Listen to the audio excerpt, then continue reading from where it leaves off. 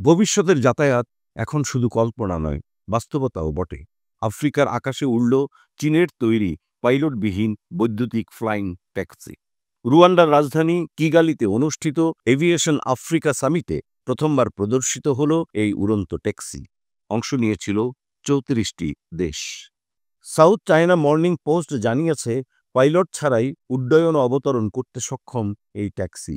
প্রযুক্তি প্রতিষ্ঠান ইয়াং হোল্ডিংসের তৈরি এই যান নতুন যুগের পরিবহন ব্যবস্থা বদলে দিতে পারে।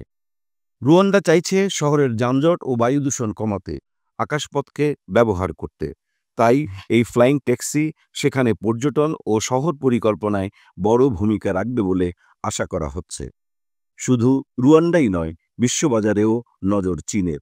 স্টেট কাউন্সিল জানিয়েছে, ২০৩৫ সালের মধ্যে এআই চালিত অর্থনীতি গড়ে তুলতে সব সুযোগ সুবিধায় যুক্ত হবে কৃত্রিম বুদ্ধিমত্তা।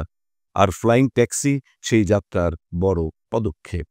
এখন প্রশ্ন একটাই, আর কতদিন লাগবে এই ফ্লাইং ট্যাক্সি আমাদের শহরে আসতে?